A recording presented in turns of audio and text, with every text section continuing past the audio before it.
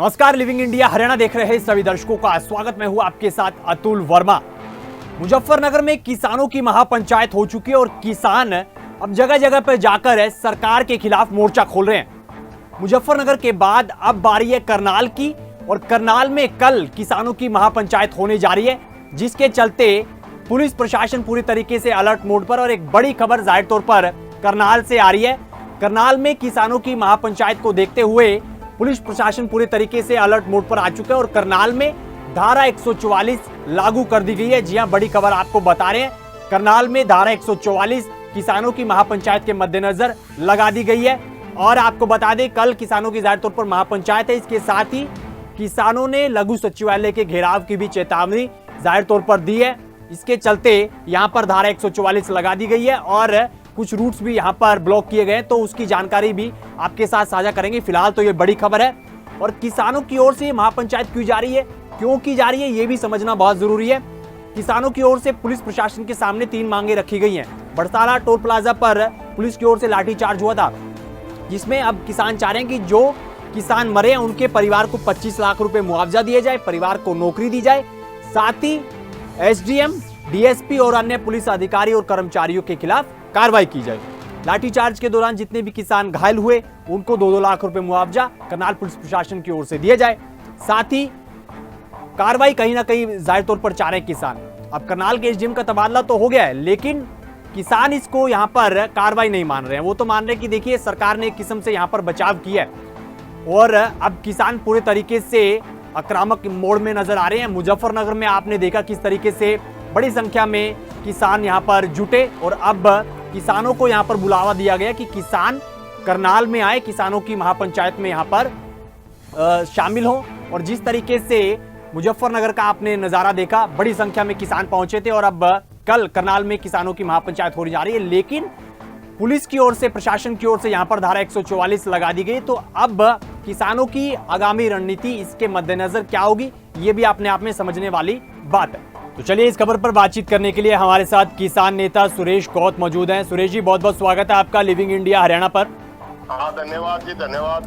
गौत साहब, यहाँ पर करनाल पुलिस प्रशासन पूरे तरीके से अलर्ट मोड पर है। किसानों की महापंचायत के मद्देनजर धारा 144 लगा दी है, क्या कहना चाहेंगे? कोई बात नहीं, देखिए प्रशासन का अपना काम है, वो करेगा। धारा 144 लगा दी तो हम तोड़ देंगे, 188 का पर्चा दर्ज हो जाएगा। 40,000 लोगों पे पहले मुकदमे और कर लेगी सरकार। तानाशाही रवैया अपना रही है जी। तो हम तो देखिए पंचायत की घोषणा की है, हमने अनाज मंडी में इकट्ठे होंगे, इसमें कोई शक नहीं है जी। हम हर हालत में पहुंचने की कोशिश करेंगे। सरकार की मर्जी है, वो हरियाणा प्रदेश के किसानों के ऊपर लाठियां चलाती है, गोलियां चलाती है, वो तानाशाही कितनी करती है। देखिए, जितना जुर्म वो करेंगे जी, वो करें।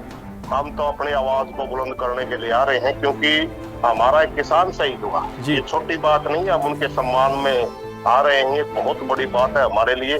और हम इसके लिए जितनी भी कुर्बानियां सरकार मांगना चाहे हम देने के लिए तैयार हैं। लेकिन कोच साहब देखिए, आप तो कह रहे हैं कि किसान जाहिर तौर पर महापंचायत करके रहेंगे, किसानों को यहाँ पर बुलावा भी दिया गया, लेकिन चंडीगढ़ और दिल्ली हाईवे से जो करनाल की तरफ रूट्स हैं वो ब्लॉक कर दिए गए हैं। तो फिर किसान बड़ी संख्या में किस तरीके से पहुंचेंगे और किस तरीके से ये महापंचायत मुकम्मल होगी?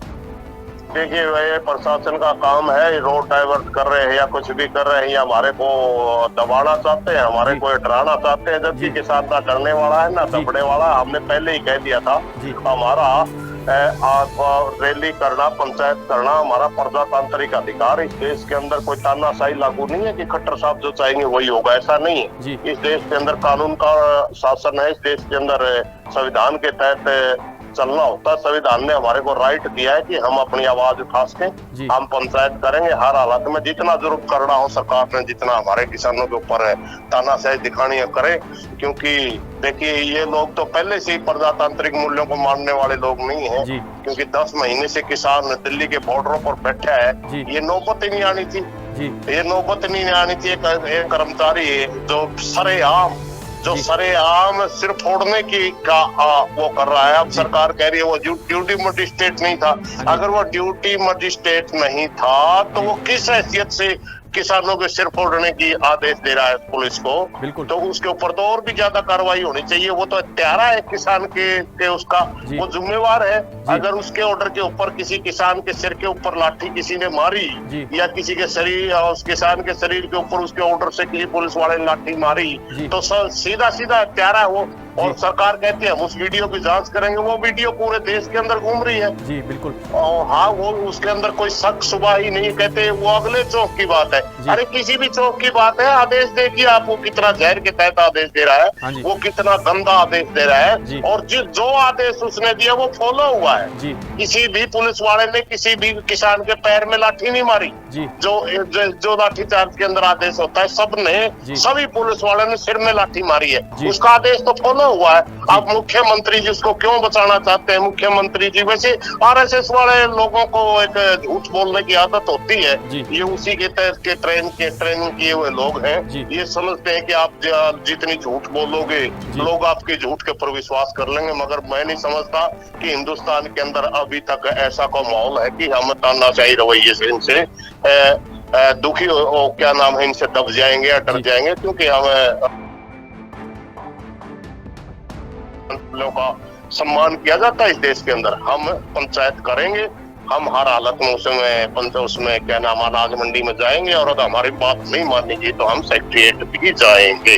चलिए, बहुत बहुत शुक्रिया कोच साहब तमाम बातचीत पर अपनी बेबाकी से राय रखने के लिए। तो ये थे सुरेश कोत, किसान नेता, जिन्होंने बेबाकी से राय रखी और जाहिर तौर पर कह दिया कि अगर जाहिर तौर पर किसान महापंचायत तो होकर ही रहेगी, किसानों की ओर से ये रणनीति तय कर ली गई है। और अगर किसानों की जो ये मांगे नहीं मानी जाती है तो लघु सचिवालय का घेराव वो भी किसानों की ओर से किया जाएगा। एक जाहिर तौर पर चेतावनी वो करनाल पुलिस प्रशासन को जाहिर तौर पर दे दी गई है। फोन लाइन पर किसान नेता सुरेश कोत साफ तौर पर यहाँ पर आक्रामक मोड पर नजर आ रहे थे और जाहिर तौर पर ये भी कह रहे थे कि अगर धारा 144 लगानी है तो आप बेशक से लगाइए, कुछ और अगर आपको इंतजाम करने हैं तो करिए, लेकिन किसान इससे बिल्कुल भी नहीं डरेगा। महापंचायत जाहिर तौर पर होकर रहेगी और ये जो किसानों की ओर से मांगे रखी गई है ये मनवाकर ही किसान रहेंगे।